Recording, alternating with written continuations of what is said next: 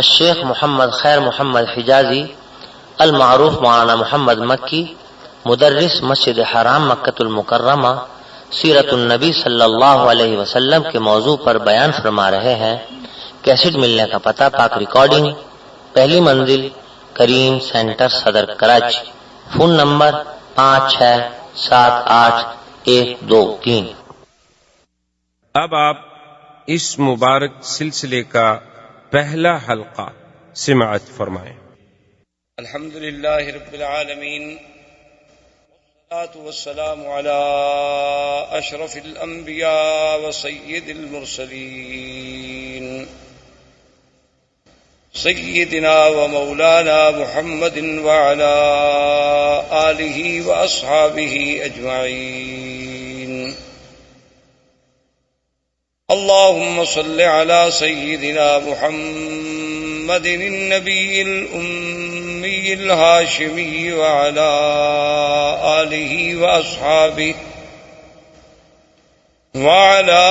آله وأصحابه البررة الكرام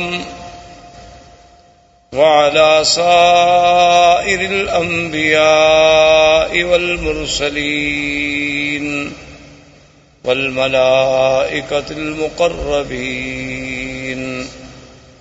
أما بعد، فقد قال الله تبارك وتعالى في القرآن المجيد والفرقان الحميد: أعوذ بالله من الشيطان الرجيم، بسم الله الرحمن الرحيم. هو الذي بعث في الأميين رسولا منهم يتلو عليهم آياته ويزكيهم ويعلمهم الكتاب والحكمة وإن كانوا من قبل لفي ضلال مبين. قال النبي صلى الله عليه وسلم: أنا محمد وأنا أحمد وأنا الماهي الذي يمحو الله بي الكفر وأنا الحاشر الذي يحشر الناس على قدمي وأنا العاقب الذي ليس بعده نبي، أو كما قال النبي صلى الله عليه وسلم. صدق الله العلي العظيم وصدق رسوله النبي الكريم، ونحن على ذلك لمن الشاهدين ومن الشاكرين، والحمد لله رب العالمين. برادران اسلام، آج کے درس میں سیرت رسول پاک صلی اللہ علیہ وسلم کے بارے میں کچھ باتیں عرض کرنی ہیں۔ حضور صلی اللہ علیہ وسلم کی سیرت طیبہ، حضور صلی اللہ علیہ وسلم کی حیات مبارکہ، حضور صلی اللہ علیہ وسلم کی بعثت، حضور صلی اللہ علیہ وسلم کی عالمگیریت، حضور صلی اللہ علیہ وسلم کے انس و جن کے لیے مبعوث ہونا، حضور صلی اللہ علیہ وسلم کی نبوت و رسالت تک، قیامت تک کا جاری رہنا، یہ ساری چیزیں اور سارے پہلو اس کے متقاضی ہیں کہ جیسے خود اللہ نے قرآن میں فرمایا ہے کہ میرے نبی صلی اللہ علیہ وسلم کے آنے سے پہلے اس جزیرہ عرب کا اور عرب کے احوال کی کیا کیفیت، تو اس کا پس منظر جب تک ہمیں تھوڑا بہت معلوم نہ ہو تو پھر سیرت کا صحیح مقام جو ہے اس کے سمجھنے تک رسائی حاصل کرنا بہت مشکل ہوگا۔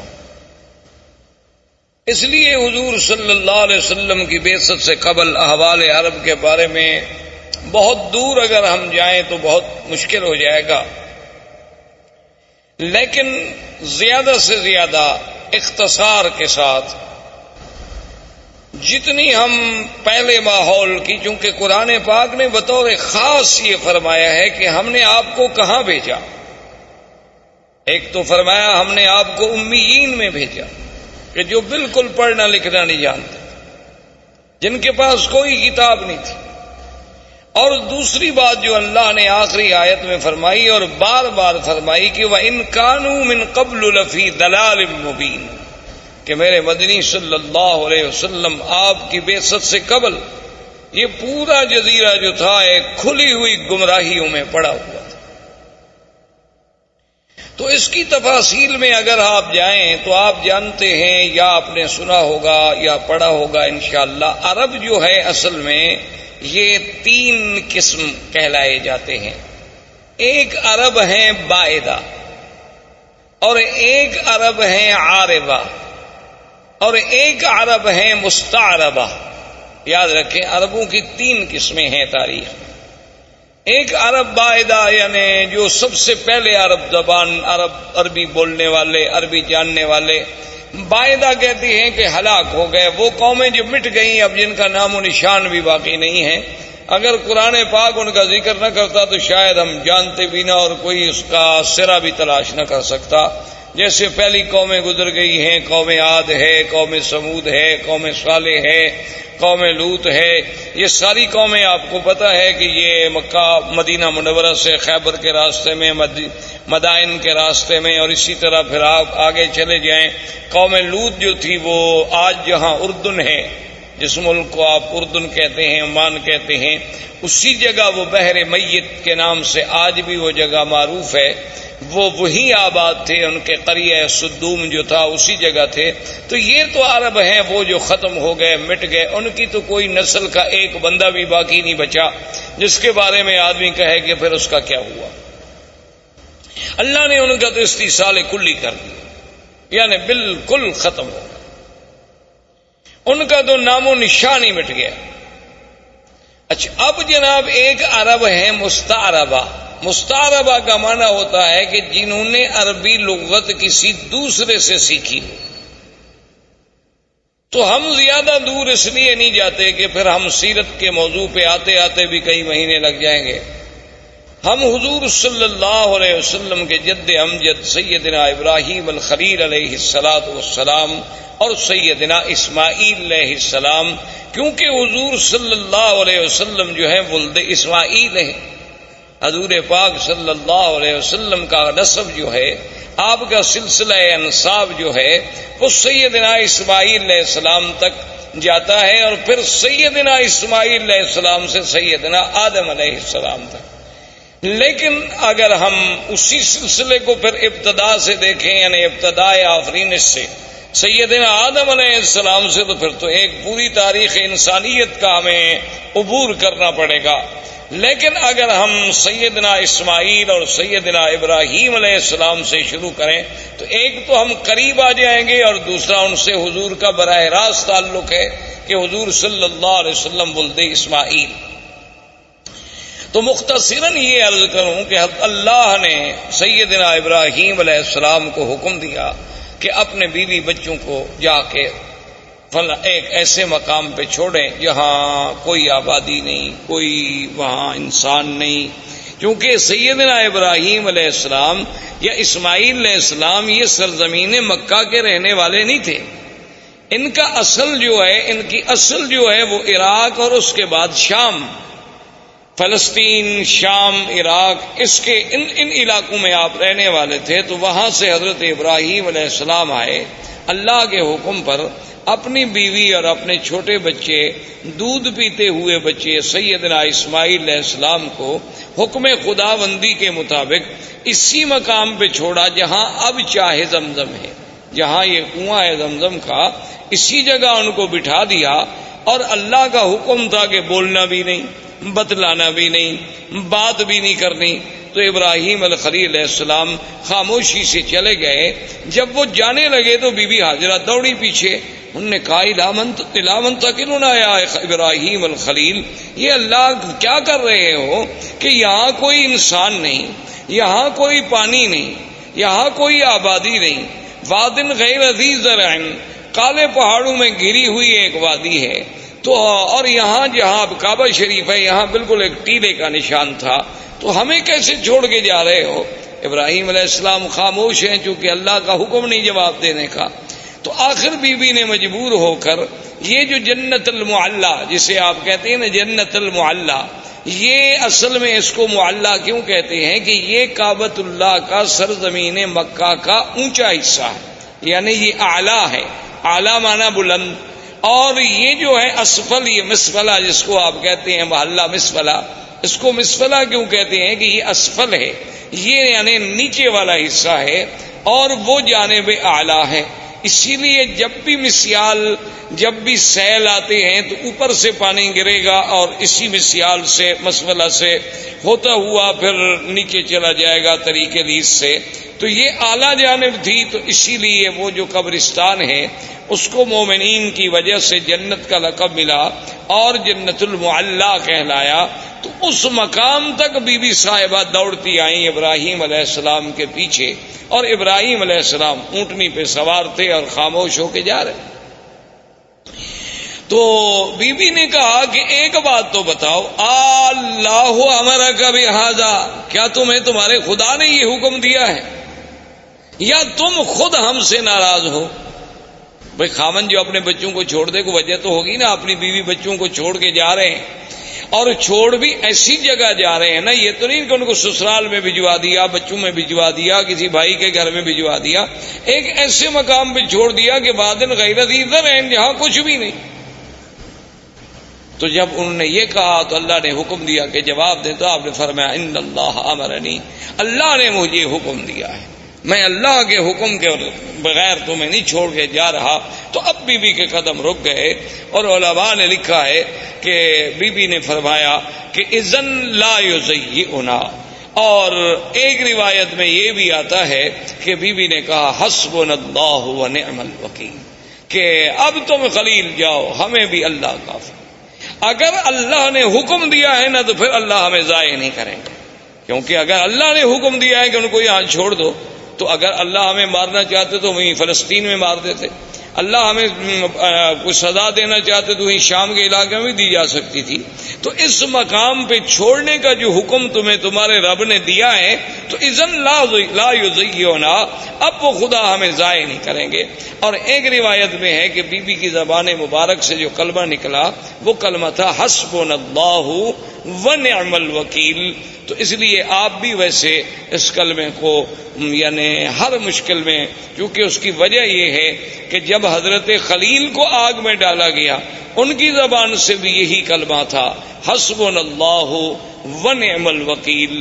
اور جب جنگ احد میں صحابہ پر دشمنوں نے حملہ کیا اور یہ کیفیت تھی کہ ضاقت علیہم الارض بما رحبت، اللہ کی وسیع سرزمین تنگ ہو گئی، یعنی بالکل اب یقین ہو گیا ہلاکت کا، اس وقت بھی صحابہ کی زبان سے نکلا حسبنا اللہ ونعم الوکیل۔ سیدہ عائشہ صدیقہ رضی اللہ تعالی عنہا پہ جب تہمت لگی، اتنا بڑا الزام لگا امہات المؤمنین پہ، عصمت رسول پاک پہ، تو جب سب سے پہلے بی بی کو خبر ملی کہ آپ پر یہ الزام لگا ہے تو بی بی کی زبان سے نکلا حسبنا اللہ ونعم الوکیل۔ تو اس لیے علماء نے اس پر بڑی کتابیں لکھی ہیں، القول الجمیل فیما جاء فی فضل حسبنا اللہ ونعم الوکیل۔ تو ہر مصیبت میں اور ہر مشکل میں، ظاہری مشکلات، باطنی مشکلات، دنیاوی مشکلات، نوکری کی مشکلات، دشمنوں کی مشکلات، اگر اس کو آدمی یقین کامل سے پڑھے تو اللہ تبارک و تعالیٰ کی رحمت سے، کیونکہ جس نے پڑھا ہے اس کی اللہ نے مشکل حل فرما دی ہے۔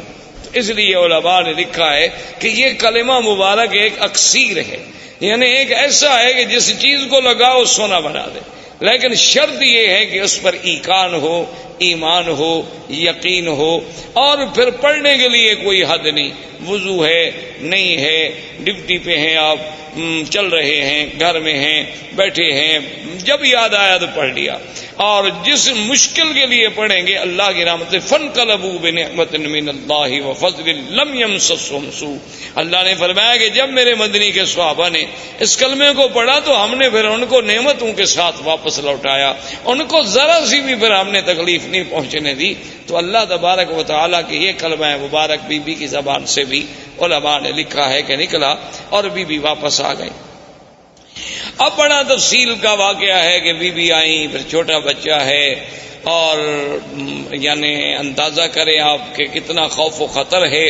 تو شام جب ہونے لگی تو ہر طرف سے جنگلی درندوں کی آوازیں، کہیں سے شیر، کہیں سے بگیاڑ، کہیں سے کچھ جنگلوں کی درندوں کی آوازیں آ رہی ہیں. اور چھوٹا سا بچہ ہے، چھوٹی سی مشکیزہ ہے، کچھ ستو ہے، کچھ چنے ہیں. یہ آپ کا سارا زاد سامان ہے اور زاد راہ ہے. تو مورخین نے لکھا ہے کہ بی بی صاحبہ شام کو جب اندھیرا چھا گیا تو ایک لکڑی لے کے کھڑی ہوئیں اور انہوں نے سارے علاقوں کی طرف توجہ کر کے خطاب کیا کہ اے جنگل کے درندوں، یہاں انسان تو کوئی نہیں جن کو میں خطاب کروں، لیکن ایک بات یاد رکھ لو کہ میں ایک اللہ کے نبی خلیل کی بیوی ہوں اور اسماعیل کی اماں ہوں. تو کہتے ہیں کہ فوری طور پر بی بی صاحبہ کی آواز سنتے ہی تمام جانور خاموش ہو گئے.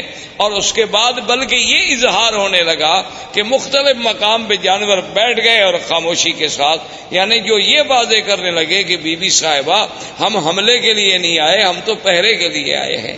کیونکہ اس کی وجہ تھی کہ یہ وہ مسعود وجود تھا، یہ وہ مسعود بچہ تھا جس کی نسل میں پیدا ہونا تھا حضرت محمد الرسول اللہ صلی اللہ علیہ وعلا آلہ واصحابہ وسلم تسلیما کثیرا کثیرا. تو اگر اسماعیل کی حفاظت نہ ہوتی تو پھر یہ سلسلہ حضور تک کیسے پہنچتا؟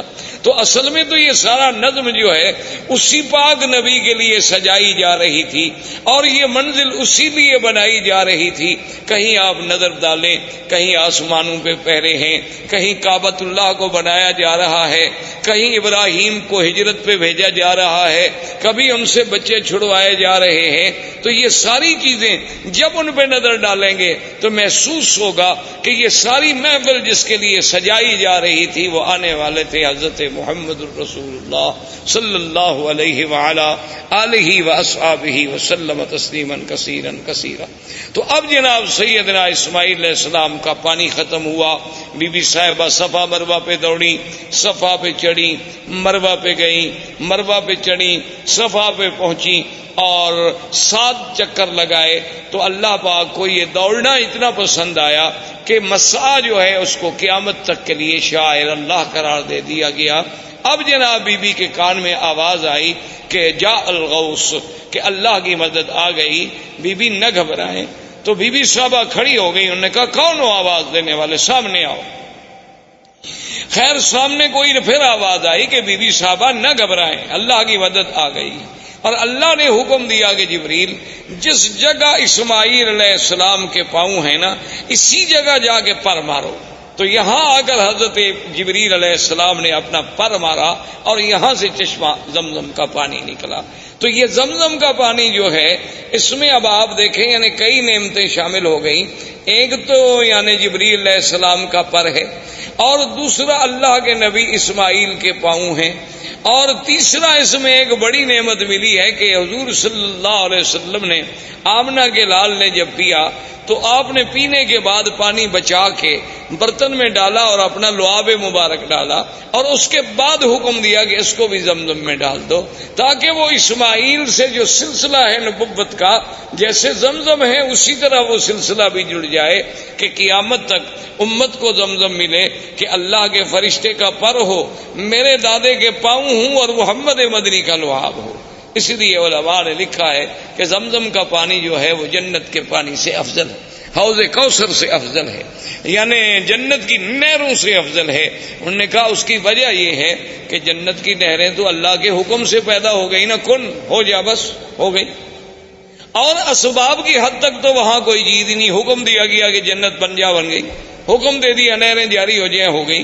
لیکن یہاں تو اسباب بھی ہیں کہ دو نبی اکٹھے، ایک رسول نوری ہے جبریل، وہ بھی رسول ہے، قاصد ہے اللہ کا، اور ایک پیغمبر حضرت اسماعیل، اور تیسرے پیغمبر سیدنا محمد الرسول اللہ. تو ان سب چیزوں کے جمع ہونے سے زمزم کو جو فضیلت ملی وہ جنت کے پانی سے بھی زیادہ بڑھ گئی. تو اس لیے علماء نے لکھا کہ جب معراج پہ جانے سے قبل حضور پاک کا سینہ مبارک کھولا گیا تو ہر چیز جبرائیل جنت سے لائے لیکن پانی زمزم سے لیا، جو دلیل تھی اس بات کی کہ پانی زمزم کا افضل ہے، ورنہ اگر اور کوئی پانی افضل ہوتا تو وہاں سے پانی لانا جبریل کے لیے کیا مشکل تھا. جنت سے جب تستم من ذهب سارا سامان جنت سے لائے، آپریشن کے سامان سارا جنت سے لائے، ٹانکے لگانے کے لیے دھاگا سارا جنت سے آیا، ہر چیز جنت سے لائی گئی، لیکن پانی زمزم کا استعمال ہوا کیونکہ افضل رسول کا افضل دل جو تھا وہ افضل پانی سے دھل سکتا تھا. تو اس لیے اللہ تبارک و تعالی نے اس پانی کو ایک شرف بخشا. اب اتفاق یہ ہوا کہ یمن کے علاقوں میں ایک تھی سد معارب. سد کہتے ہیں بند، جیسے بڑا بند ہوتا ہے نا جی، جیسے آپ ڈیم بناتے ہیں اور آگے بند لگاتے ہیں، تو انہوں نے بھی ایک بہت بڑی سد بنائی تھی، جیسے سد اسکندری، جیسے سد یاجوج ماجوج، جیسے آپ سمجھیں دیوار چین. اسی طرح ان کی ایک سد معارب کہلاتی تھی. وہ اتفاق کی بات ہے کہ ٹوٹ گئی. جب سد معارب ٹوٹ گئی تو پانی پھیل گیا، پانی تو ختم ہو گیا. وہ پانی رکتا تھا اور اس سے وہ سال ہر سال استفادہ کرتے تھے. تو جب پانی ختم ہو گیا تو اب یمن کے قبائل جو تھے وہ نکلے مختلف علاقوں میں آباد ہونے کے لیے کہ ہم کہاں جائیں. وہاں سے چلتے چلتے قبائل آئے کہ پانی ڈھونڈیں، کسی ایسی جگہ جائیں گے جہاں ہمیں پانی ملے تاکہ وہاں ہم رہ سکیں، رہائش کر سکیں، کیونکہ پانی اگر نہ ہو تو آدمی زندہ نہیں رہ سکتا. اللہ نے قرآن پاک میں بھی یہ بات واضح فرما دی کہ وَجَعَلْنَا مِنَ الْمَاءِ كُلَّ شَيْءٍ حَيٍّ. اللہ نے فرمایا ہم نے ہر چیز جاندار کی جان جو ہے وہ پانی کے ساتھ معلق رکھی، اسی پانی سے ہم نے اس کو زندہ کیا. تو پانی وجہ حیات ہے، پانی مردہ زمینوں کی حیات ہے، مردہ انسانوں کی حیات ہے.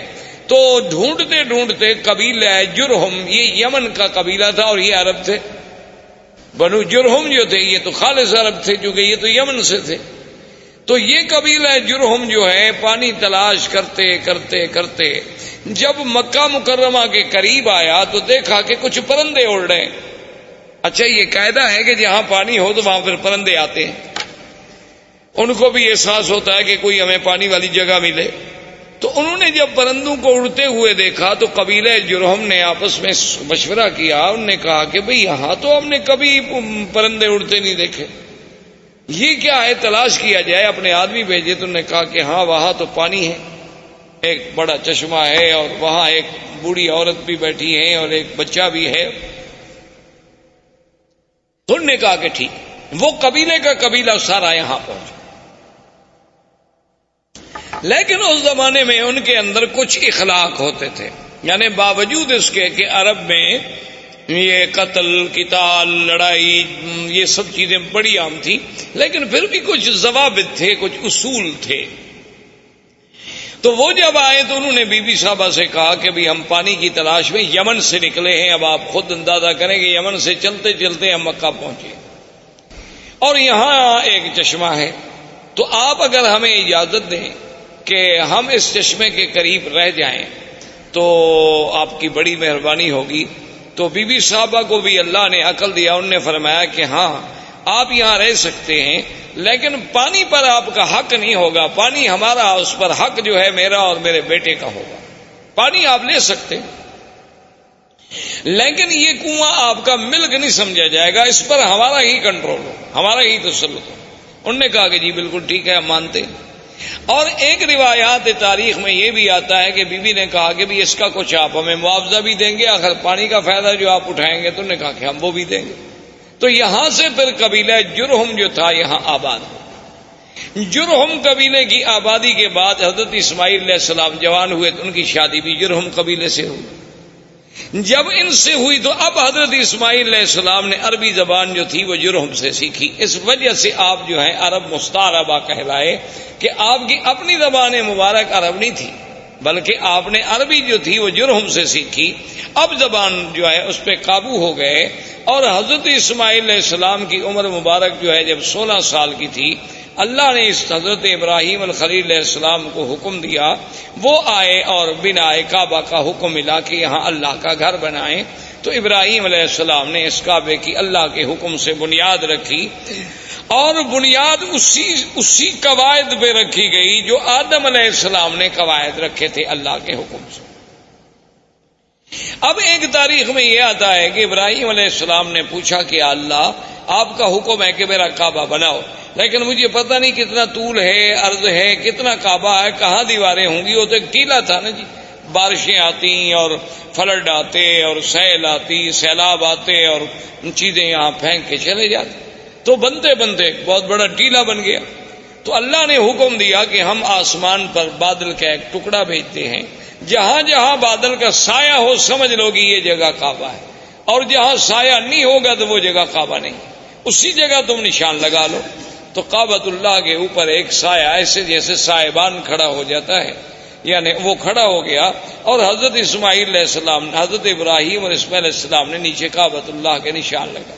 دیکھیں نا کہ آج 1400 سال کے بعد دنیا ترقی کرتی ہے نا جی، کہ جوی نقشہ، کہ بھئی ہم ہیلی کاپٹر پہ بیٹھ کے یا فضاؤں سے بیٹھ کے یا چھوٹے جہازوں پہ بیٹھ کے اوپر سے وہ کسی علاقے کا کسی شہر کا نقشہ بناتے ہیں، لیکن اللہ نے اپنے کعبے کے لیے تو 4000 سال پہلے سے نقشے کا انتظام فرما دیا کہ بھی اس کی پیمائش دیکھنی ہے، طول و عرض دیکھنا ہے، اور ان کے فوٹو تو غلطی بھی کر سکتے ہیں، لیکن وہ تو سایہ اتنا صحیح تھا کہ اس میں جب ابراہیم علیہ السلام نے کھودا تو نیچے حضرت آدم علیہ السلام کی بنیادیں مل گئی، تو اس پر وہ کعبۃ اللہ کی جو ہے وہ تعمیر۔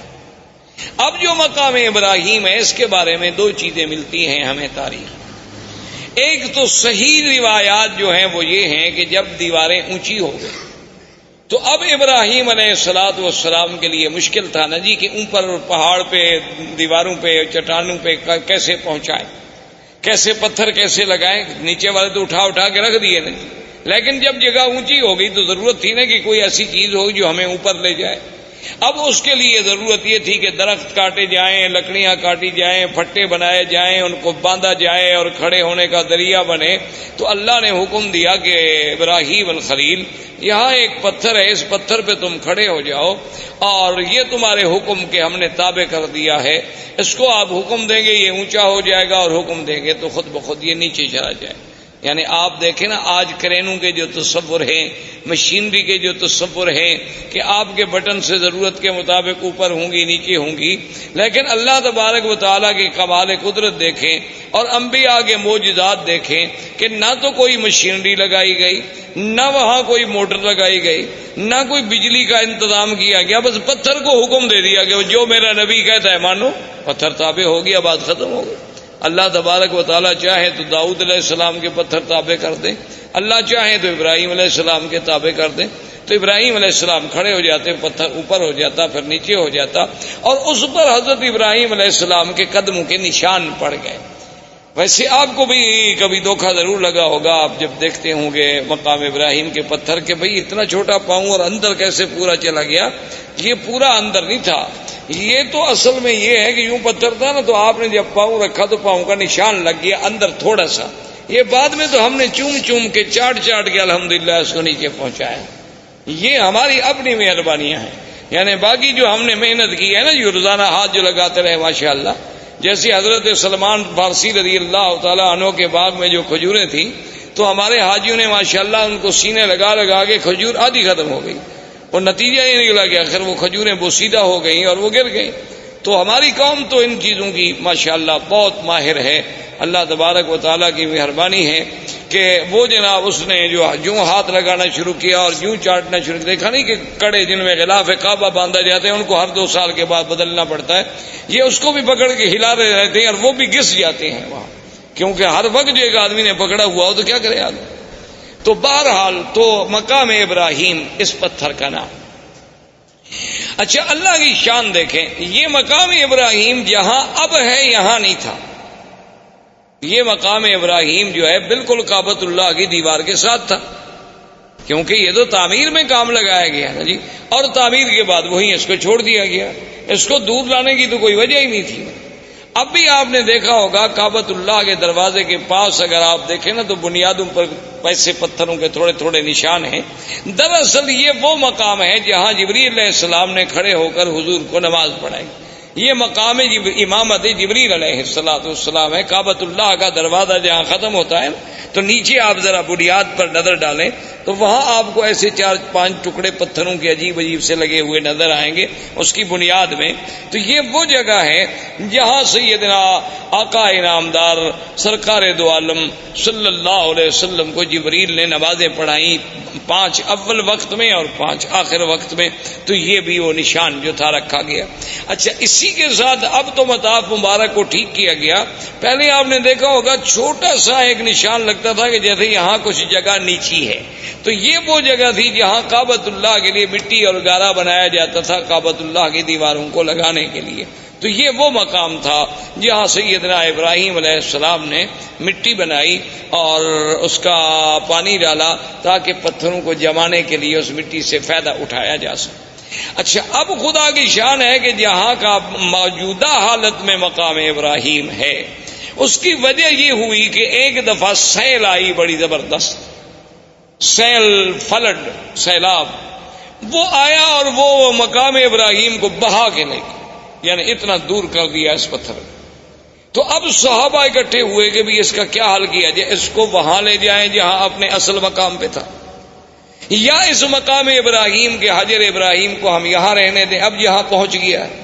تو صحابہ نے مشورہ کیا ابھی وہاں لے جانے سے کعبۃ اللہ کے طواف کرنے والوں کو رکاوٹ بنے گی، کیونکہ وہ دیوار سے تھوڑے فاصلے پر تھا۔ اگر یہاں دور ہو گیا تو اچھی بات ہے، کافی درمیان میں فاصلہ ہے، اس وقت تو تصور اتنے لوگوں کا ہوتا تھا نا جی، یہ تو بعد میں الحمدللہ اللہم زد فزد کہ ہر سال اللہ کی رحمت سے عدد جو ہے بڑھتا جا رہا ہے اور انشاءاللہ قیامت تک بڑھتا چلا جائے گا۔ تو اس جگہ تو صحابہ کا مشورہ یہ طے ہو گیا کہ اب اس کو نہ چھیڑو، اب اس کو اسی جگہ رہنے دو، ورنہ ہر دور میں جو بھی آئے گا اس کو تبدیل کرے گا، کوئی کہے گا یہاں کر دو، کوئی کہے گا یہاں لگا دو، یہاں اللہ نے پہنچا دیا اسی جگہ رہے۔ لیکن آپ حیران ہوں گے، حکمت دیکھیں خدا کی۔ آج بھی ہمیں تواریخ سابقہ، تاریخ عالم کو جب آپ کھولیں تو ان میں یہ باتیں ملتی ہیں کہ بعین ہی اسی جگہ ابراہیم علیہ السلام جب کعبۃ اللہ بنا رہے تھے نا تو یہاں کھڑے ہو کر دیوار کو دیکھتے تھے کہ دیوار سیدھی ہے کہ نہیں، کیونکہ ان کے پاس کوئی آلات تو تھے نہیں اور نہ پہلے زندگی میں کبھی عمارت بنائی تھی، وہ تو اللہ کا حکم تھا نا کہ تعمیر کر دو۔ تو یہی جگہ تھی، وہ پتھر سے اتر کے آتے نا، جیسے آپ مکان بنا رہے ہو تھوڑا دور کھڑے ہوں گے نا دیوار کے قریب، تو آپ نہیں کھڑے ہوں گے، وہ آگے دیکھتے بھی دیوار ٹھیک ہے، پتھر ٹھیک ہے، کوئی پتھر آگے کوئی پتھر پیچھے تو نہیں۔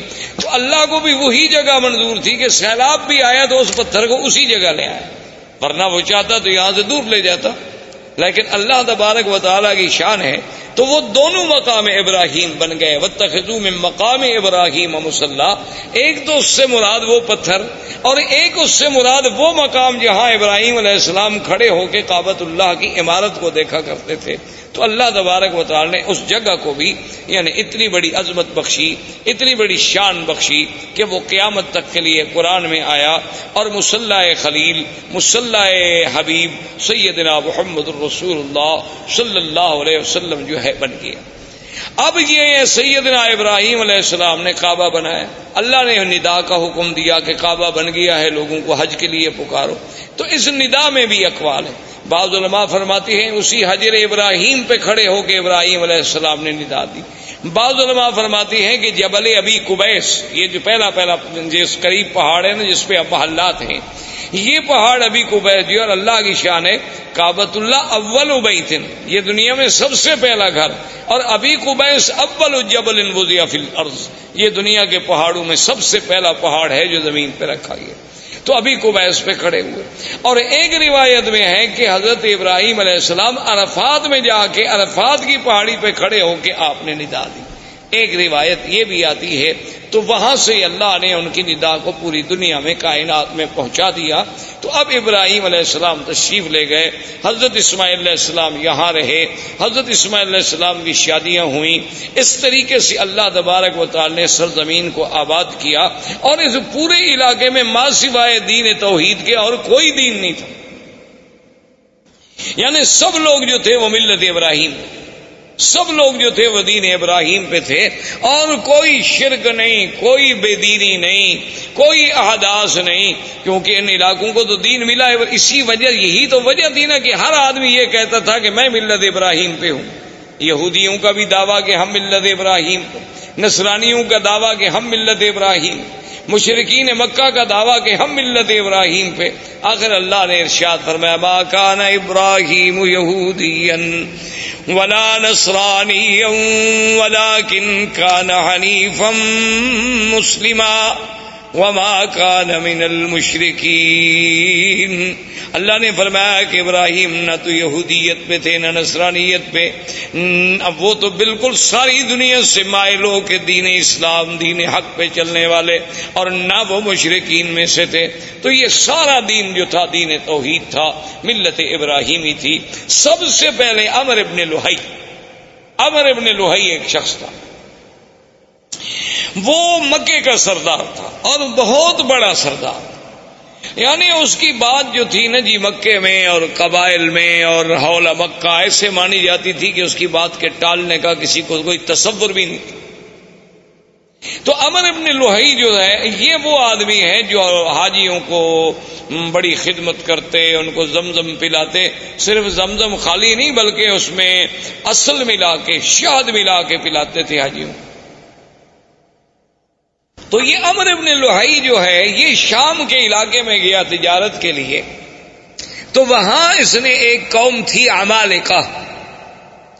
عمالقہ قوم کو دیکھا کہ ان کے پاس بت ہیں اور مختلف شکلیں ہیں، کوئی مردوں کی، کوئی عورتوں کی، مختلف خوبصورت قسم کے، کوئی چاندی کے، کوئی سونے کے، کوئی لکڑی کے، کوئی مٹی کے۔ تو اس نے ان سے پوچھا بھی یہ کیا ہے؟ تو عمالقہ نے ان سے کہا کہ بھی یہ ہمارے خدا ہیں، آلہہ ہیں۔ اصل تو خدا وہی ہے بڑا، لیکن اس کو تو ہم نہ دیکھ سکتے ہیں نہ اس سے ہم بات کر سکتے ہیں، تو آدمی کا کم سے کم مرکز محبت، مرکز نظر، مرکز توجہ کوئی ایسا تو ہو جو ہمیں نظر آئے، وہ تو ہمیں نظر بھی نہیں آتا۔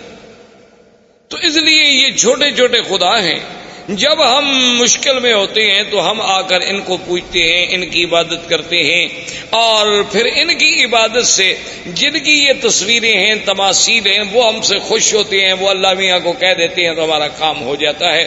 تو یہ اصل میں چھوٹے چھوٹے ہم نے آلہہ بنا رکھے ہیں اپنے اپنے تصورات کے مطابق۔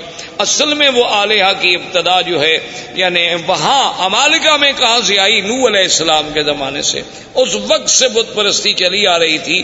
اور وہ بت پرستی کیسے آئی تھی کہ جب کوئی اللہ والا فوت ہو گیا تو اس کے پہلے فوٹو بنائے گئے، محبت کے لیے گھر میں رکھا گیا، پھر آہستہ آہستہ اس پہ پھولوں کے ہار لٹکائے گئے، پھر پرنام کیا گیا، اور آخر میں سجدے شروع ہو گئے۔ ابتدا وہاں سے شروع۔ جیسے آج کل آپ دیکھتے ہیں مسلمانوں کے بھی گھروں میں بھی مرشد کا فوٹو ہے، ماشاءاللہ صبح اٹھ کے زیارت فرماتے ہیں۔ اسی طرح بہت سارے لوگوں نے قرآن شریف کے پہلے صفحے پر اپنے مرشد کا فوٹو رکھا ہوتا ہے کہ جب تلاوت قرآن کرنی ہو تو پہلے مرشد کے فوٹو کی زیارت کرتے ہیں، بوسہ دیتے ہیں، آنکھوں سے لگاتے ہیں، پھر وہ فوٹو حکم کرتا ہے قرآن پڑھو تو پڑھتے ہیں، اگر حکم نہ کرے تو قرآن بند کر کے رکھ دیں گے، چونکہ چلنا تو مرشد کے حکم پر ہے نا، اگر وہ ہمیں حکم دیں گے تو اس طرح عمالقہ میں یہ بھی بت پرستی داخل ہو گئی۔ تو عمر ابن لوہی کے دماغ میں پتہ نہیں کیا آئی کہ ایک نئی چیز ہے، تو اس نے کہا اچھا بھی ایک دو بت مجھے بھی دو تاکہ میں ان کو مکے میں لے جاؤں اور ہم بھی ادھر کعبۃ اللہ میں رکھیں گے۔ تو سب سے پہلا بت جو عمر ابن لوہی لے کے آیا وہ حبل تھا، اس کا نام تھا حبل۔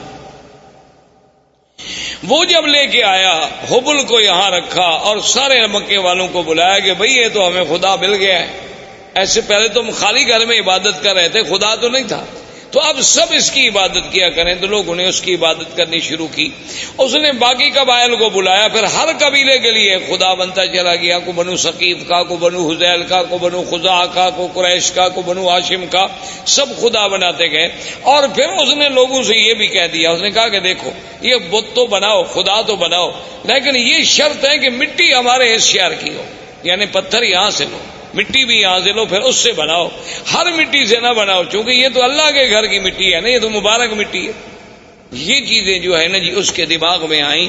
اس لیے حضور پاک نے فرمایا تھا کہ اول من بدل الدین عامر ابن لہی، سب سے پہلے اللہ کے دین میں تحریف کرنے والا، بدلنے والا اور شرک کی ابتدا کرنے والا سرزمین مکہ میں جو تھا تو عامر ابن لہی. اور حضور نے یہ بھی ارشاد فرمایا کہ انی رأیت، فرمایا میں نے مجھے دکھایا گیا ہے کہ یجر امعاہ فی النار، کہ وہ اپنی آنتیں جو ہیں جہنم میں گھسیٹتا ہوا جہنم میں چل رہا ہے. تو یہ وہ پہلا شخص تھا جس سے بت پرستی کی ابتدا ہو. اس نے آرڈر کر دیا کہ بھئی کوئی آدمی بت بنائے، ہر قبیلہ بت بنائے، لیکن وہ بت مکے کے پتھروں سے ہو. اور دوسری بات یہ ہو گئی، اس نے حکم کر دیا کہ ہر قبیلہ جو بت بنائے اس اپنا ایک بت جو ہے وہ یہاں رکھے، یعنی ہم اس قبیلے کو شرف دیں گے کہ تمہارا خدا جو ہے وہ کعبے میں موجود ہے. اور اگر اس قبیلے سے لڑائی ہو جاتی تو اس کے خدا کو بھی نکال دیتے تھے کہ بھئی اب تمہارا خدا یہاں نہیں رہ سکتا، تمہارا ہمارا جھگڑا ہے. تو اس طرح جناب یہ ہوا، حتیٰ کہ بڑا عجیب واقعہ ہے کہ ایک شخص سفر پہ گیا تو اس کو وہ اپنا بت جو تھا وہ بھول گیا اور مکہ مکرمہ سے پتھر اٹھانا بھی بھول گیا. اب راستے میں اس کا دل ہوا کہ میں اپنے خدا کی پوجا کروں، اپنے بت کی پوجا کروں، اپنے صنم کو پوجوں. تو اب اس نے کہا بھی میں کہاں سے بناؤں، وہ تو میں مکہ سے تو پتھر لایا نہیں. جیسے ہمارے روافض نے بھی آپ نے دیکھا ہے، ان کا بھی ایک مٹی کا ایک ایسے ٹھیلا گول سا بنا ہوتا ہے، وہ سجدے میں وہی استعمال کرتے ہیں. وہ کہتے ہیں یہ قرب و بلا کی مٹی ہے، تو وہ مقدس مقام کی مٹی ہے، اس کے بغیر ہمارا سجدہ نہیں ہوتا. کیونکہ حضرت حسین نے شہید ہوتے وقت اسی پہ سجدہ کیا تھا، تو لہذا وہی مٹی لے کے وہ ہر جگہ چلتے ہیں، اس کو بنایا ہوتا ہے، وہ سامنے رکھیں گے اور اسی پہ وہ اپنا سجدہ کریں گے، باقی کسی جگہ کے لیے ان کا سجدہ نہیں ہوتا. اللہ نے ہمارے لیے پوری دنیا پاک کی، انہوں نے جناب تنگ کرتے مشرکین مکہ نے کہا مکے کے پتھروں کا بت بناؤ، انہوں نے کہا کربلا کا بناؤ. تو بہرحال اللہ رحمت فرمائے. تو اب جناب یہ ہوا کہ اس بندے کو سوچ آئی کہ میں کیا کروں. اس نے کہا کہ میرے پاس کھجوریں البتہ تھی سفر میں، اور تو کوئی خوراک نہیں ہوتی تھی، تو میں نے کھجوروں کو اکٹھا کیا اور کھجوروں کو جیسے میرا بت تھا نا اس کی شکل کا ایک بت کھجوروں سے بنایا. کھجوروں سے اس کی گٹھلیاں نکال دی اور کھجوروں کو معجون کی شکل دے کر میں نے اس کا بت بنا دیا اور اس کی پوجا کرنی شروع. اس کی عبادت کرتا رہا، لیکن کہتے جب بعد میں بھوک لگی تو خدا کو کھا گیا اور میں کیا کرتا. وہ کہتے آخر میرے پاس کوئی حل نہیں تھا. جب سفر میں مجھے بھوک نے ستایا تو میں نے کہا یار میں اب کیا کروں. تو میں نے پھر خدا کی پہلے ٹانگ کاٹی، پھر ہاتھ کاٹا، پھر گردن کاٹی اور آہستہ آہستہ کھا گیا. سارا سفر میں راستے میں بندہ خدا کو کھا گیا. یعنی آپ اندازہ کریں جاہلیت کا. اسی لیے اکبر نے حالی نے کہا تھا نا کہ کھڑے ہیں کھڑے ہیں، پڑے ہیں پڑے ہیں، جو ماپو تو بندے خدا سے بڑے ہیں. تو یہ فطرت انسانی ہے کہ جب وہ بھٹکتی ہے تو پھر ایسی حرکتیں کرتی. جیسے کہ ایک صحابی مسلمان ہوئے، اسلام لانے کے بعد لوگوں نے کہا کہ بھئی آپ ہمیں اپنی زندگی کا کوئی واقعہ سنائیں. اس نے کہا کہ بھئی آپ تو کہتے ہیں کہ یہ بت جو ہے نا کوئی فائدہ نہیں پہنچاتے، لیکن میرا جو خدا تھا نا، جو میرا بت تھا جس کی میں پوجا کرتا تھا، اس نے مجھے بہت فائدہ پہنچایا. اب صحابہ حیران ہو گئے کہ بت کیسے فائدہ پہنچائے. اس نے کہا ابھی کیسے. اس نے کہا سر میں ایک دفعہ سفر پہ گیا، صحرا کا سفر تھا، تو میں اپنے بت کو چھوڑ کے کسی کام گیا، واپس آیا تو دیکھا کہ وَالثَّعْلَبُ يَبُولُ عَلَىٰ رَأْسِهِ، کہ ایک صحرا کی لومڑی کھڑی ہے اور میرے اس بت پہ پیشاب کر رہی. تو میں نے کہا ھذا رب، یہ خدا ہو سکتا ہے جس پہ ثعلب آ کر پیشاب کر دے. تو میں نے اس وقت اس کو پھینک دیا اور دل میں اسلام داخل ہو گیا کہ واقعی اللہ تبارک و تعالیٰ کے دین کے علاوہ یہ محض ہمارے تخیلات ہیں اور فسادات ہیں. تو بہرحال میرے کہنے کا مقصد یہ تھا کہ یہاں سے عرب سے بت پرستی شروع ہوئی اور آہستہ آہستہ یہاں شرک کی جڑیں پھیلتی چلی گئی. اب اسی طریقے سے پھر یہود جو تھے، یہود اور نصارہ، یہ یہود بھی کوئی مدینہ منورہ میں رہنے والے نہیں تھے، یہ بھی ان کا اصل جو تھا شام تھا. یہ وہاں سے آئے اور آ کر مدینہ منورہ میں آباد ہوئے. اس وقت مدینہ منورہ کو یثرب کہا جاتا تھا، اس کا نام مدینہ منورہ نہیں تھا. یہ وہاں آ کر آباد ہوئے. ان میں کئی قبائل تھے، بنی قینقاع تھے، بنو نذیر تھے، بنی قریظہ تھے، اور اسی طرح یمن سے کچھ لوگ نکلے.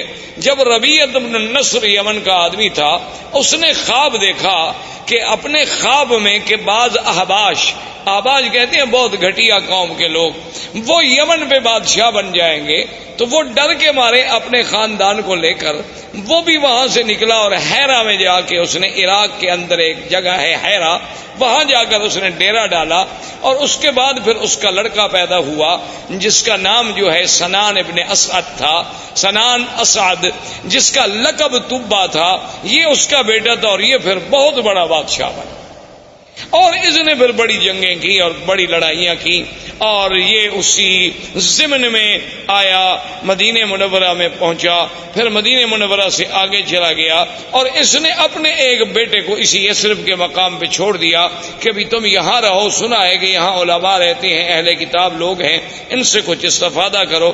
اچھا، خدا کی قدرت یہ ہے کہ کچھ عرصے کے بعد اس کے بیٹے کو مدینے میں کسی آدمی نے قتل کر دیا۔ وہ جب قتل ہوا تو اس کو اطلاع ملی کہ تمہارا تو بیٹا قتل ہو گیا، اس نے جناب چڑھائی کی، اس نے آگے چڑھائی کی اور جنگ لڑی، اور خدا کی شان دیکھیں، دنیا کی تاریخ میں یہ نرالی جنگ تھی کہ مدینے والے لوگ اس سے، بادشاہ طبا کی فوجوں سے، یمن کی فوجوں سے سارا دن لڑائی لڑتے، جب شام ہوتی تو ان کے لیے کھانا بھجواتے، جب شام ہو جاتی وہ کہتے جی لڑائی اپنی جگہ ہے، مہمان ہیں یمن سے چل کے آئے ہیں مدینہ، کھانا تو دینا ہے۔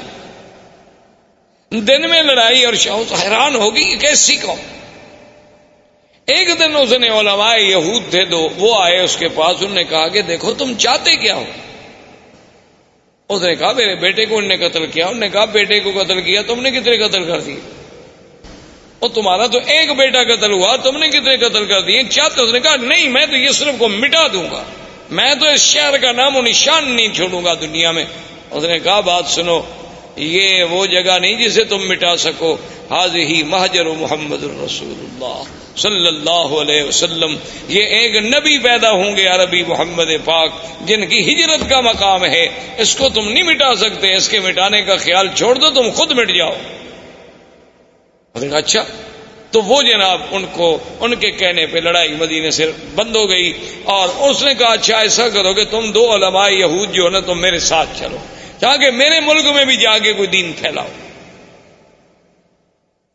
اب جناب راستے میں ابھی وہ سفر کر رہا تھا کہ بنو حذیل ایک قبیلہ ہے جو مکے میں آباد، یہ بنو حذیل قبیلے کے لوگ جو تھے یہ دوڑے ہوئے پہنچے اس بادشاہ کے پاس، طبا کے پاس۔ انہوں نے کہا کہ حل تريد من الذهب والفضة ومن المجوہرات شيئا عظيما، کیا تمہیں چاہیے کہ تمہیں ہم سونا، چاندی، ہیرے، جواہرات کا ڈھیر حوالے کر دیں؟ تم چاہتے ہو؟ اس نے کہا کون نہیں چاہتا۔ تو اس نے کہا وہ سارا کعبہ شریف کے اندر جو ہے یہ تمام دنیا کا سونا موجود ہے، آگے لے لو۔ کیونکہ اصل یہ بات ٹھیک بھی تھی، کیونکہ کعبۃ اللہ جب بنایا گیا نا جی تو اس کے درمیان میں ایک کنویں نما شکل بھی تھی، تو لوگ اس میں زیورات، سونا، چاندی، ہر چیز ڈالا کرتے تھے۔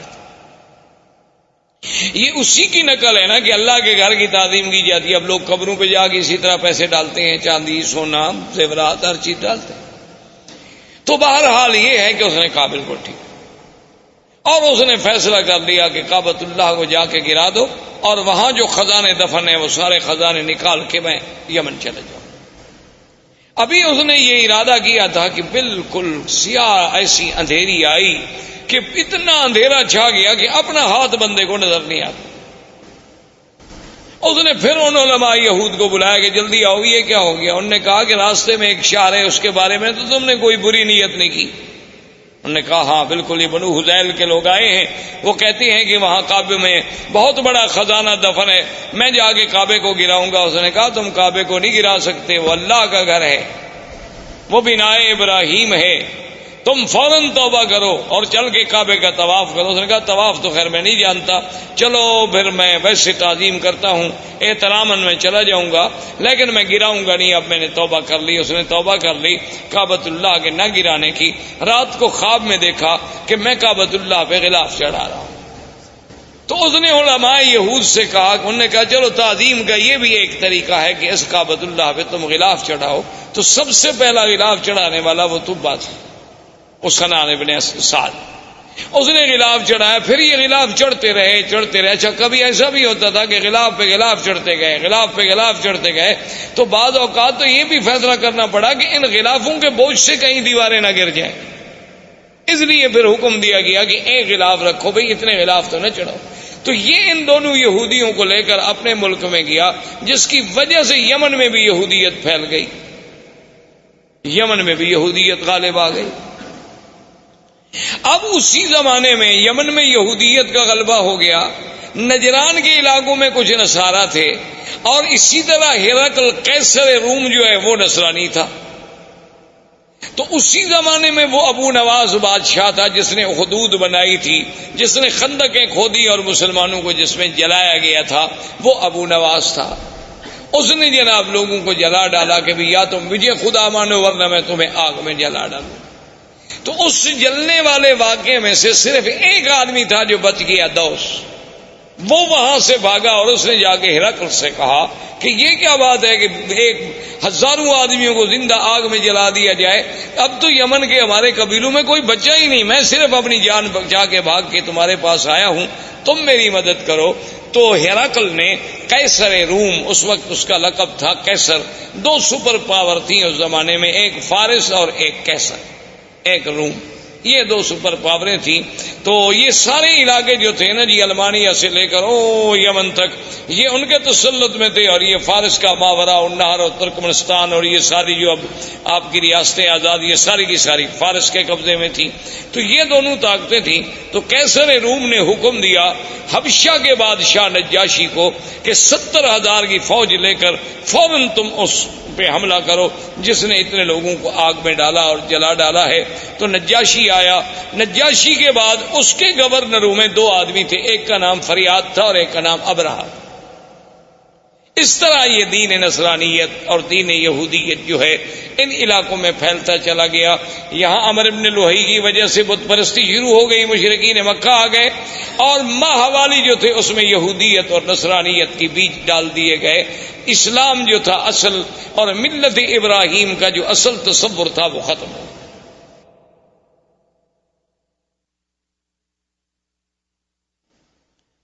اب جناب یہ ہوا کہ آہستہ آہستہ ابرہہ اور اریاد اس کے درمیان میں بھی جنگ ہوئی.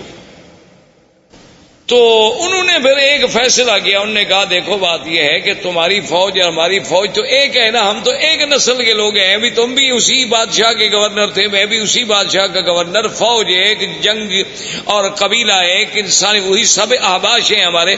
اگر تمہاری فوج ماری گئی تو احباش مارے گئے، میری ماری گئی تو احباش مارے گئے. ہم فوجوں کو کیوں ماریں؟ ہم ایسا کیوں نہ کریں کہ ہم دونوں آپس میں لڑیں، جو مر گیا، جو بچ گیا وہ حاکم بن جائے. تو ابرہہ اور فریاد نے آپس میں جنگ لڑی. تو فریاد نے ایک تلوار کا بھرپور وار کیا جس سے ابرہہ کا ناک کٹا، جس کی وجہ سے ابرہۃ الاشرم، کہ وہ ناک کٹا ابرہہ، اس وجہ سے اس کا لقب پڑا. اس کی ناک کٹی، اس نے جو بھرپور وار کیا تو فریاد مارا گیا، لہذا ابرہہ بن گیا. اب ابرہہ جب بن گیا تو اس نے، اب بادشاہ قیصر کو پتہ چلا کہ ان لوگوں نے کیا کیا. میں نے ان کو کہا کہ دشمنوں پہ حملہ کرو، یہ آپس میں لڑ رہے، اور اس نے میرے اپنے گورنر اریاد کو قتل کر دیا. بڑا بدبخت ہے ابرہہ. اس نے قسم کھا لی. اس نے کہا کہ واللہ مجھے خدا کی قسم ہے میں اتنا بڑا لشکر لے کے جاؤں گا کہ اسی یمن کی مٹی میں اس کو مٹی کر دوں گا اور اس کے بالوں میں مٹی ڈالوں گا اور اس کو میں یمن کے اندر ہی جا کے سزا دوں گا. تو فوری طور پر جب ابرہہ کو پتہ چلا کہ قیصر روم حملہ کرنے والا ہے تو آدمی بڑا چالاک تھا، اس نے فوراً سر پہ استرا پھروا دیا اور یمن کی مٹی جو تھی وہ بھی ایک برتن میں بھر کے قاصد بھیجے بادشاہ روم کے پاس کہ جناب میں تو آپ کا غلام ہوں، آپ چونکہ قسم کھا بیٹھے ہیں نا تو لہذا میرے بال بھی حاضر ہیں، یمن کی مٹی بھی حاضر ہے، اس میں میرے بال ڈال دو، قسم تمہاری پوری ہو گئی، خدا کے لیے مجھ پہ حملہ کیوں کرتے ہو؟ بادشاہ بھی خوش ہو گئے. انہوں نے کہا ٹھیک ہے، جب ایک آدمی اتنا نیاز مندی پہ آ جائے، جب اتنا اس نے کر دیا کہ اپنے بال کٹوا دیے. بال کٹانے کا معنی تو یہ ہوتا نا کہ گردن پیش کرنی، ورنہ اللہ میاں کو احرام میں یا حج میں یا عمرے میں بالوں کی کیا ضرورت ہے. مقصد تو یہ ہے کہ ہم نے سر اللہ کے حکم پہ جھکا دی کہ اپنی محبوب ترین چیز جو ہے بندے نے پیش کر دی، قربان کر دی. اب جناب جب یہ ہو گیا تو اب ابرہا نے اسے خوش کرنے کے لیے انہوں نے کہا کہ جناب گزارش یہ ہے کہ سرزمین عرب میں ایک کعبہ ہے تو ہم یہاں اپنا کعبہ کیوں نہ بنائیں. تو وہاں اس نے ایک کعبہ بنایا جس کا نام کلیس، اور اس کعبے کو اتنا جناب اس نے بنایا تعمیری طور پہ، اور اس کے بعد اس نے قیصر روم سے کہا کہ پوری دنیا میں اعلان کریں کہ اس کعبے کا حج کریں. اعلان ہو گیا. ایک قبیلہ تھا نسیع، عرب کا ایک قبیلہ تھا نسیع. نسیع کا معنی ہوتا ہے کسی چیز کو پیچھے کرنا. اچھا یہ قبیلہ جو تھا نا یہ حرم کے بڑے مجاور تھے اور حرم کے بڑے خادم تھے، اور یہ مکہ اور طائف کے قریب درمیان میں یہاں ان کا قبیلہ آباد تھا. اصل میں ان کو نسیع کیوں کہا جاتا تھا کہ 4 مہینے ہیں نا جن میں جنگ اللہ نے حرام کر دی تھی، اربعۃ حرم. اچھا وہ 4 مہینے کون سے تھے؟ رجب، اچھا اس کے بعد پھر ذی القعدہ، ذی الحجہ اور محرم. اچھا یہ 3 مہینے اکٹھے ہیں، ذی القعدہ، ذی الحجہ، محرم. رجب اکیلا ہے. اب جناب جب یہ اتنی مدت ہو جائے عربوں کو اور لڑائی نہ ہو، تو عرب تو بغیر لڑائی کے رہ نہیں سکتے تھے نا. یہ تو قومیں ایسی تھی کہ بس ہر وقت لڑنا ہے. ان کی لڑائیاں اس بات پہ بھی ہوئی ہیں کہ ایک قبیلے نے کہا کہ تمہارے درختوں سے ایک چڑیا اڑی اور میرے درختوں پہ آ کے بیٹھ گئی، یہ زیادتی کیوں ہوئی؟ اس پہ لڑائی شروع ہو گئی اور سینکڑوں آدمی قتل ہو گئے کہ وہاں سے چڑیا اڑ کے میرے باغ میں کیوں؟ لڑائی ہو گئی. اب جناب یہ جب ان کا اب جب 3 مہینے صبر کیسے کریں، تو یہ اس قبیلے والوں کو کہتے کہ بھئی ہم نے فلاں قبیلے سے لڑنا ہے. تو کہتے کوئی بات نہیں، ہم محرم کو پیچھے کر دیتے. ہم محرم جو ہے نا پیچھے کر، ذی الحج کے بعد جب مہینہ آتا وہ کہتے جی یہ سفر ہے، اس کے بعد محرم آئے گا، تو اس کو یعنی 1 مہینے کو پیچھے کر دیتے. تو اس لیے ان کو نسیع کہا گیا کہ یحلونہ عاما ویحرمونہ عاما. اللہ نے قرآن میں بھی فرمایا 1 سال تو اس کو محرم رہنے دیتے، 1 سال اس کو سفر بنا دیتے، پھر جنگ حلال ہو جاتی. تو یہ نسیع قبیلہ جو تھا ان کو جب پتہ چلا کہ بھئی حبشے میں ابرہا نے ایک کعبہ بنایا ہے خدا کے کعبے کے مقابلے پر، انہوں نے کہا بھی اگر آہستہ آہستہ اس کی رونق بڑھ گئی اور چرچا بڑھ گیا تو ہمارا تو مسئلہ ختم ہو جائے گا. یہ یہاں سے کچھ آدمی نکلے اور چوری چوری داخل ہوئے عبادت کے بہانے سے، رات کو وہاں گندگی کٹھی کی اور ان کی دیواروں کو گندگی لگا کے یہ غائب ہو گئے. صبح جب ابرہا کو اطلاع ملی کہ تمہارے کعبے کو تمہیں بے حرمتی کی، اس نے کہا یہ کس نے کی ہوگی؟ اس نے کہا صاف بات ہے، صاف بات ہے، عرب قبائل کے علاوہ اور کون کر سکتا ہے، اور کسی کو ہمارے کعبے سے کیا دکھ ہے؟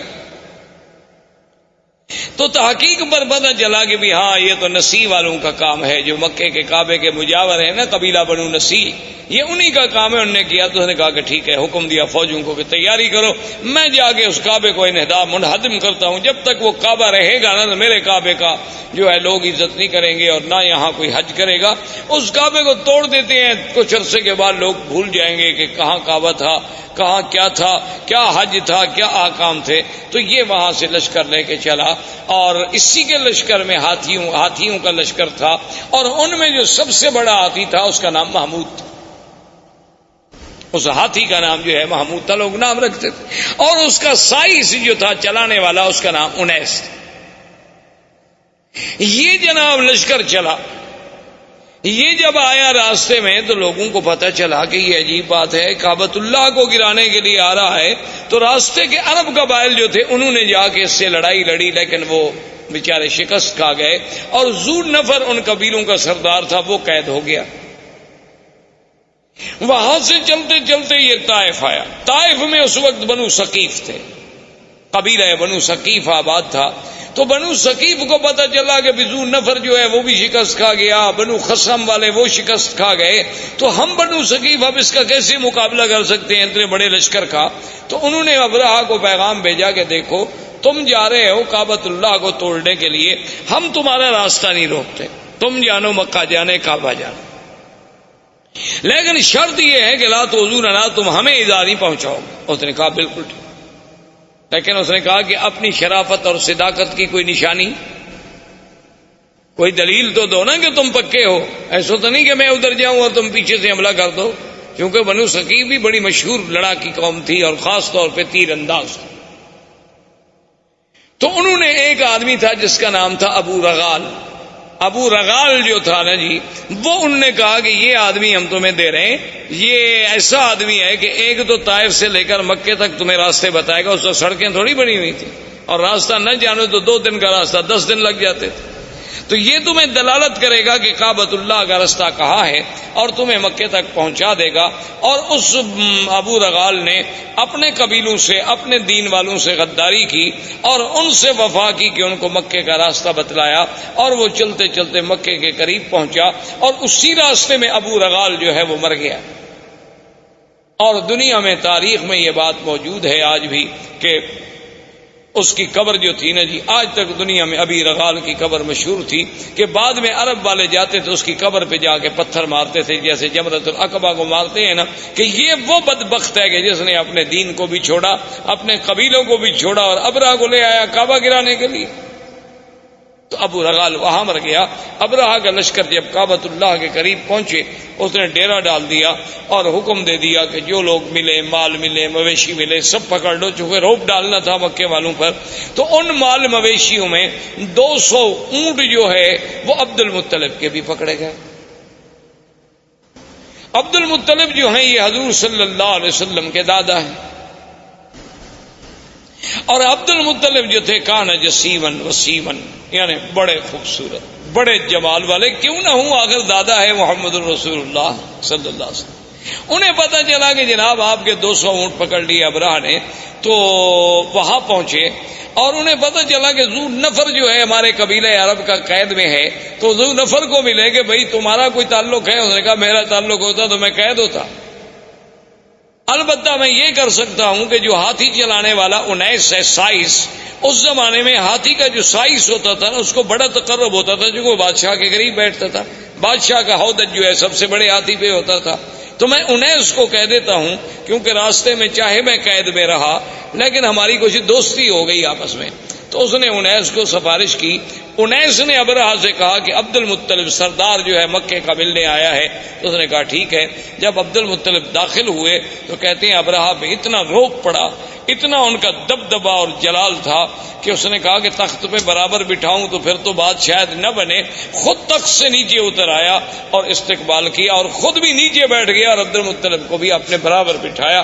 اتنا روب آ گیا اس کے دل پر کہ یہ کون ایسا خوبصورت جمال والا آدمی۔ اور پھر عبد المطلب جیسا فصیح آدمی، بولنے والا آدمی، اس نے کہا جی آپ حکم دیں، آپ کیسے آئے؟ انہوں نے کہا جی کوئی مسئلہ نہیں ایسا، مسئلہ صرف اتنا ہے کہ میرے 200 اونٹ جو ہیں وہ آپ کے لوگوں نے، آپ کی فوجیوں نے پکڑے ہیں، وہ آپ مجھے چھوڑ۔ تو ابرہہ ہنسنے لگا۔ تو اس نے کہا کیا بات ہے؟ اس نے کہا کہ عبد المطلب دیکھو جب تم آئے نا تو میرے دل میں تمہاری بڑی عزت، بڑی عظمت تھی۔ میں نے کہا یہ تو سردار اس قسم کے تو میں نے آج دیکھے ہیں، لیکن جب تم نے بات کی نا تمہاری عزت ساری ختم۔ عبد المطلب نے کہا ولی ماذا، کیوں؟ اس نے کہا عجیب بات ہے، میں کعبۃ اللہ کو گرانے کے لیے فوج دے کے بیٹھا ہوں، تم مکے کے سردار ہو، تم مجھ سے معافی مانگے، مکے پہ چڑھائی نہ کرو، کعبۃ اللہ کو نہ گراؤ، ہمیں معاف کر دو، واپس جاؤ، تم اونٹ چھڑانے کے لیے آئے، تمہیں اونٹوں کا فکر ہے۔ تو عبد المطلب نے بڑے غور سے دیکھا اور کہا کہ ابرہہ سنو، انا رب الابل ولہذا البیت رب یحمی، سن لو کہ میں ان اونٹوں کا مالک ہوں، لیکن اس گھر کا بھی ایک مالک ہے جو اس کی خود حفاظت کرے گا۔ مجھے کیا ضرورت ہے حفاظت کرنے کی؟ ہم تمہارا مقابلہ نہیں کر سکتے، تو یہ کون سی معقولیت ہوگی کہ ہم بلا وجہ جنگ لڑیں؟ مجھے اونٹوں کی فکر تھی، میں آ گیا، لیکن اس گھر کا بھی ایک رب ہے، ولہذا البیت رب، اس گھر کا بھی ایک رب ہے، یحمی ہے، جو اپنے گھر کی خود حفاظت کرے گا، ورنہ ہم تو عاجز بندے ہیں، ہم حفاظت نہیں کر سکتے۔ تو ابرہہ نے کہا کہ اچھا ٹھیک ہے جی، لے جاؤ اونٹ لے جاؤ، لیکن بات سن لو، قریش سے کہہ دو، قبائل عرب سے کہہ دو کہ ہم تمہارے ساتھ جنگ کے لیے نہیں آئے، ہم تو صرف اللہ کے کعبے کو گرانے کے لیے آئے ہیں۔ اگر وہ میرے راستے میں رکاوٹ نہیں بنیں گے، اگر وہ میرا راستہ نہیں روکیں گے تو میں ان کو کبھی تکلیف نہیں پہنچاؤں گا، بس میں کعبہ کا انہدام کر کے چلا جاؤں گا۔ عبد المطلب نے کہا ٹھیک ہے، آئے، انہوں نے اعلان کر دیا کہ مکے والوں پہاڑوں پہ چلے جاؤ، اللہ سے دعائیں مانگو۔ خود اس نے طواف کیا، ملتزم پہ آیا اور اس نے کہا کہ مولا تو جانتا ہے کہ ہم عاجز ہیں، ہم تیرے گھر کی حفاظت نہیں کر سکتے، آج اپنے گھر کی حفاظت تو خود فرما۔ اور اس کے بعد پہاڑوں پہ چلے گئے. بادشاہ نے حکم دیا اور اس محمود ہاتھی کو آگے چلایا. وہ ابو نفر جو قید میں تھا وہ تو قبیلہ عرب کا سردار تھا نا. اس نے جب دیکھا کہ ہاتھی لے کر یہ کعبۃ اللہ کی طرف گرانے کے لیے جا رہے ہیں، تھا تو بیچارہ قیدی، لیکن اس نے موقع حاصل کر کے آیا اور محمود ہاتھی کے کان جو تھے نا، ایک کان سے چمٹ گیا، لٹک گیا اس کے کان سے، اور کہنے لگا ابرک یا محمود، ابرک یا محمود امامک بیت اللہ، کہ اے ہاتھی بیٹھ جاؤ، مت بڑھو، آگے خدا کا گھر ہے، خدا کا گھر ہے. اس نے اتنی کہنا تھا کہ ہاتھی بیٹھ. اب ہاتھی جب بیٹھ گیا تو بادشاہ ابراہ نے حکم دیا سائس کو کہ ہاتھی کو چلاؤ. ہاتھی کو مارتا ہے، ہاتھی چلتا نہیں.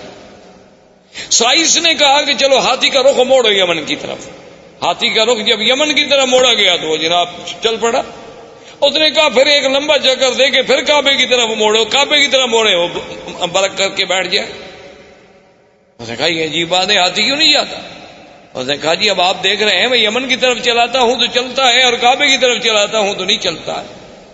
تو ابھی اسی اسنا میں تھے کہ اللہ تبارک و تعالیٰ کے حکم سے کعبۃ اللہ کی جانب سے آسمان پہ سیاہی پھیل گئی اور چھوٹے چھوٹے پرندوں کا اتنے بڑے غول آئے کہ جیسے بادل ہوتا ہے، جس کو قرآن کہتے ہیں الم تر کیف فعل ربک باصحاب الفیل الم یجعل کیدہم فی تضلیل وَأَرْسَلَ عَلَيْهِمْ طَيْرًا أَبَابِيلَ تَرْمِيهِمْ بِحِجَارَةٍ مِّن سِجِّيلٍ فَجَعَلَهُمْ كَعَصْفٍ مَّأْكُولٍ.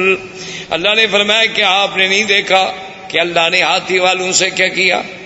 اللہ نے کیسے ان کی قید، ان کے مکر، ان کے چالاکی، ان کے دھوکے کو اللہ تبارک و تعالیٰ نے کیسے مٹا ڈالا، اور کیسے فرمایا کہ پرندے بھیجے، اور پرندے بھی چھوٹے سے، اور ہر پرندے کے پاس 3 چھوٹے چھوٹے پتھر کے دانے ہیں، یعنی ایک پنجے میں، ایک دوسرا پنجے میں، ایک چونچ میں. اللہ نے حکم دیا کہ بس ان کو تم گراؤ، یہ ایٹم کے ذرے بن جائیں گے. فَجَعَلَهُمْ كَعَصْفٍ مَّأْكُولٍ، ایسے ہو گئے کہ جیسے گھاس چرا ہوا، گھاس دیکھا نا جیسے روندا ہوا ہو، گھاس جانور چبا چبا کے پھینک دے اور پاؤں کے تلے رونت ڈالے. بعض کہتی ہیں کہ جس پہ وہ آیا بیماری ہوئی اور گوشت گلنے لگ گیا، گرنے لگ گئے، مرتے مرتے ابرہا مر گیا. تو یہ وہ سال ہے جس میں ولد فیہ رسول اللہ صلی اللہ علیہ وسلم، جس میں میرے مدنی محمد مصطفیٰ صلی اللہ علیہ وسلم پیدا ہوئے. کیونکہ عرب کے پاس کیلنڈر نہیں تھا، تقویم نہیں تھی، تاریخ نہیں تھی. وہ بڑے بڑے حوادث کو یاد کرتے تھے کہ یہ واقعہ کب ہوا، یہ واقعہ کب ہوا. اب ان کو جب پوچھا جاتا کہ حضور کب پیدا ہوئے، وہ کہتے اس سال پیدا ہوئے جس سال ہاتھی کا قصہ ہوا، ولد سنۃ الفیل. تو اب میرے مدنی صلی اللہ علیہ وسلم کی پیدائش کا مرحلہ آیا. تو یہ احوال عرب تھے. اس کے بعد جو میں نے سابقہ درس میں عرض کیا تھا وہ پیدائش سے پہلے کے حالات تھے، اور زندگی باقی انشاءاللہ تو آنے والے درس میں اب ہم بیان کریں گے ولادت محمد مصطفیٰ. والسلام علیکم ورحمۃ اللہ وبرکاتہ.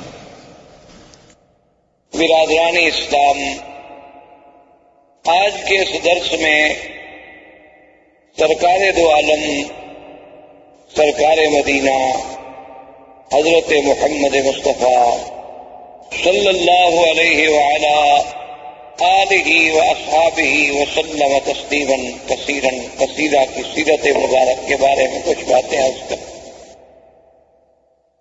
سب سے پہلی بات تو یہ تصور فرما لیں کہ حضور صلی اللہ علیہ وسلم کی سیرت مبارکہ، آپ کی سیرت طیبہ، آپ کی زندگی کے ہر پہلو میں ایک ایسی شان ہے کہ ساری زندگی بھی انسان اگر اس کو بیان کرنے کے لیے اپنی پوری سعی و جد و جہد کرے تو وہ زبانیں گنگ ہو جائیں گی، قلم ٹوٹ جائیں گے، لیکن حضور صلی اللہ علیہ وسلم کی سیرت کے پہلو بیان نہیں ہو سکتے. ہم مسلمانوں کا الحمدللہ یہ عقیدہ ہے کہ اللہ تبارک و تعالی نے جتنے پیغمبر مبعوث فرمائے جتنے نبی بھیجے، جتنے رسول آئے، جن کی صحیح تعداد کا علم تو اللہ کو ہے۔ عام روایات سے جو بات معلوم ہوتی ہے وہ یہ ہے کہ 1,24,000 نبی بھیجے گئے، جن میں 313 رسول آئے، اور ان 313 رسولوں میں سے پھر 5 اولو العزم من الرسل آئے، اور ان 5 میں سے بھی پھر سب کے سردار جو ہیں وہ خاتم الرسل سیدنا محمد مصطفیٰ صلی اللہ علیہ وسلم کی ذات مبارک۔ تو اس لیے حضور صلی اللہ علیہ وسلم کی زندگی کا ہر پہلو، یعنی آپ کی ولادت سے قبل، آپ کی ولادت مبارکہ کے احوال، آپ کی ولادت سے پہلے کے علامات، آپ کی ولادت سے قبل کے مبشرات، آپ کی ولادت باسعادت کے وقت کے حالات، آپ کا رضا، آپ کا بچپن، پھر آپ کی جوانی، پھر آپ کے ازواج مطہرات سے نکاح، پھر حضور صلی اللہ علیہ وسلم کی بعثت، نزول قرآن، پھر سرکار دو عالم صلی اللہ علیہ وسلم کی مکی زندگی، پھر حضور صلی اللہ علیہ وسلم کی ہجرت، حضور صلی اللہ علیہ وسلم کا معراج، حضور صلی اللہ علیہ وسلم کا اسراء، حضور صلی اللہ علیہ وسلم کے غزوات، اسی طرح حضور صلی اللہ علیہ وسلم کا جمال، حضور صلی اللہ علیہ وسلم کا کمال، حضور صلی اللہ علیہ وسلم کی نوال، حضور صلی اللہ علیہ وسلم کے معجزات، پھر معجزات کے اقسام کہ معجزات سماوی، معجزات ارضی، پھر حضور صلی اللہ علیہ وسلم کے معجزات جن کا تعلق جسد رسول سے ہے، جسم رسول سے ہے، اسم رسول سے ہے، حضور صلی اللہ علیہ وسلم کے دین کی آفاقیت، آپ کی کتاب کی عالمگیریت، آپ کا پورے انس و جن کے لیے سراپا رحمت، آپ کا دور بشارت، آپ کا دور نظارت، آپ کا دور اسفار، آپ کا دور فتح مکہ، آپ کا دور اپنوں کے ساتھ، آپ کا دور بیگانوں کے ساتھ، آپ کی خارجی زندگی، آپ کی داخلی زندگی، آپ کے معاملات، آپ کا برتاؤ غلاموں کے ساتھ،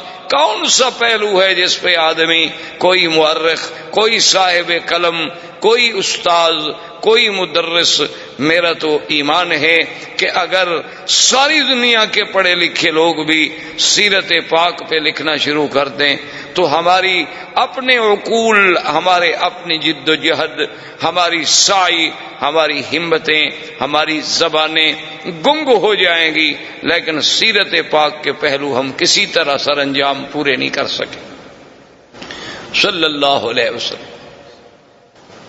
اب اس بات پہ آپ غور کریں، تاریخ عالم پہ نظر ڈالیں، کتب سیر پہ نظر ڈالیں، جس انداز میں میرے آقا سرکار دو عالم حبیب کبریا حضرت محمد مصطفیٰ صلی اللہ علیہ وسلم کا ورود مسعود ہے، اور کسی اللہ کے نبی پیغمبر کے بارے میں یہ بات نہیں ملتی۔ یعنی اسی سے آپ اندازہ لگائیں کہ 1,24,000 پیغمبر حضور صلی اللہ علیہ وسلم کے آنے کا اعلان کرتے جائیں۔ اللہ نے قرآن میں تو صرف عیسیٰ علیہ السلام کا ذکر فرما دیا نا، چونکہ آپ سے زمانہ قریب تھا، کہ عیسیٰ علیہ السلام کے بارے میں ذکر آیا کہ وَمُبَشِّرًا بِرَسُولٍ يَأْتِي مِن بَعْدِ اسْمُهُ احمد۔ لیکن اصل بات یہ ہے کہ ہر کتاب، تورات میں، انجیل میں، زبور میں، ہر کتاب میں نعت محمد مصطفیٰ صلی اللہ علیہ وسلم۔ تو یہ اتنا بڑا اہتمام، حالانکہ اللہ تو جانتے تھے نا کہ حضور صلی اللہ علیہ وسلم کس زمانے میں پیدا ہوں گے، اللہ کو تو علم تھا، اور یہ بات بھی موجود تھی کہ حضور صلی اللہ علیہ وسلم خاتم الانبیاء والمرسلین ہے، اس کا مطلب یہ ہے کہ سب سے آخر میں آئیں گے۔ یہ بات ایک فیصلہ شدہ بات ہے، اور اللہ کا تو علم کامل ہے، اللہ تو عالم ما کان و ما یکون ہے۔ لیکن یہ قاعدہ ہے کہ جتنی شان ہوگی، جتنی عظمت ہوگی، اتنا ہی اس کا اہتمام ہوگا کہ ہر پیغمبر آئیں اور حضور کے آنے کے بارے میں خوشخبری دیں اور امت کو بتلائیں۔ اسی طرح دوسری بات پہ آپ نظر ڈالیں، یہ تو بات موجود ہے کہ جب بھی کوئی آدمی ایمان لائے گا تو سارے انبیاء پر ایمان لائے گا کہ تمام اللہ کے نبی برحق، تمام اللہ کے رسول برحق، لیکن یہ ہمیں کسی جگہ نہیں ملتا کہ اللہ تبارک و تعالی نے باقاعدہ پورے انبیاء جتنے اللہ نے پیدا فرمانے تھے سب سے یہ وعدہ لیا ہو، یہ عہد لیا ہو، یہ میثاق لیا ہو کہ اگر میرے مدنی پاک کا زمانہ آئے گا تو تم ایمان لاؤ گے، تم حضور کی نصرت کرو گے۔ یہ کسی اور پیغمبر کے بارے میں ہمیں پورے قرآن و سنت میں بات نہیں ملتی۔ یہ شان ملی تو صرف سیدنا محمد الرسول اللہ کہ ابھی حضور آئے نہیں، ابھی حضور پیدا نہیں ہوئے۔ یعنی جیسے اللہ نے عالم ارواح میں اپنی ربوبیت کے لیے لوگوں سے اقرار کرایا کہ الست بربکم قالوا بلا، کیا میں تمہارا رب نہیں ہوں؟ سب نے کہا کہ نہیں، آپ ہمارے رب ہیں۔ تو جب اقرار الست ہے، اسی طرح اللہ نے فرمایا اذ اخذ اللہ میثاق النبیین لما آتیتکم من کتاب وحکمت ثم جاءکم رسول مصدق لما معکم لتؤمنن به ولتنصرنہ۔ یعنی یہ شان اور کسی پیغمبر کے بارے میں نہیں ملتی کہ اللہ تمام انبیاء سے عہد لے، تمام انبیاء سے میثاق لیا جائے کہ میرا ایک نبی آئے، میرا ایک شان والا پیغمبر آئے۔ اور اسی طرح آپ پورے تاریخ عالم پہ، تاریخ انسانیت پہ، تاریخ اسلام پہ نظر دوڑائیں، ایسا واقعہ بھی آپ کو تاریخ میں کبھی نہیں ملتا کہ اللہ کا نبی پیدا نہ ہوا ہو اور اس پہ ایمان لانے والے پہلے موجود ہوں، ایسا واقعہ کبھی نہیں ملتا۔ یعنی یہ بات تو ملتی ہے کہ بھی انبیاء آئے، تشریف لائے، کچھ لوگ ایمان لے آئے، کچھ لوگوں نے ایمان قبول نہ کیا، کچھ لوگوں نے تصدیق کی، کچھ لوگوں نے تکذیب کی، لیکن ابھی حضور صلی اللہ علیہ وسلم کی بعثت نہیں ہوئی، پیدائش نہیں ہوئی، نبوت ملنا تو بعد کی بات ہے۔ یعنی ابھی حضور صلی اللہ علیہ وسلم اس دنیا میں تشریف نہیں لائے۔